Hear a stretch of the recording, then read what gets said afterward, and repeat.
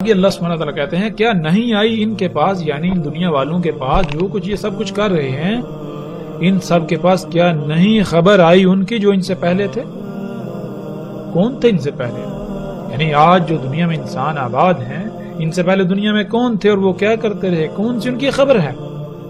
اللہ سبحانہ وتعالیٰ نے اس کی بھی بالکل واضح صراحت کے ساتھ وضاحت کر دی۔ اللہ سبحانہ وتعالیٰ کہتے ہیں کہ کیا ان کے پاس جو ان سے پہلے تھے، قوم نوح، قوم عاد، قوم سمود، قوم ابراہیم اور اصحاب مدین اور وہ بستیاں جنہیں الٹ پلٹ کر دیا گیا، آئی ان کے پاس جب رسول بالبینات، بینات کے ساتھ، یعنی جب اللہ کے بھیجے ہوئے آئے اور انہوں نے سب کچھ کھول کھول کے بیان کر دیا، سب کچھ واضح کر دیا کہ جو کچھ تم کر رہے ہو اس کا انجام کیا ہے، جنہیں تم سہولتوں، آسائشوں، آسانیوں کا نام دے رہے ہو، ان کی حقیقت کیا ہے، تمہاری ان اعمال کے سبب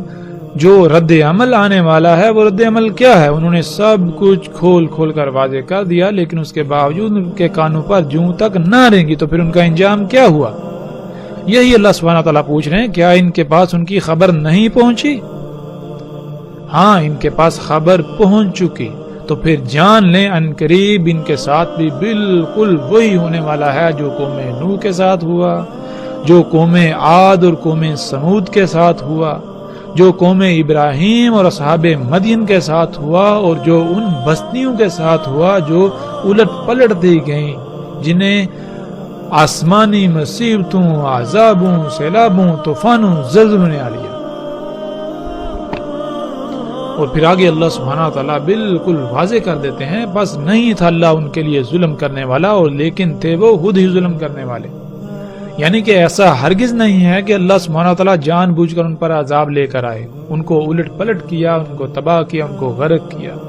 ان کو الکاریہ کا شکار کیا، نہیں، بلکہ یہ سب کچھ ان کے اپنے ہی کرتوتوں کا نتیجہ تھا، یہ سب کچھ انہوں نے خود ہی کیا،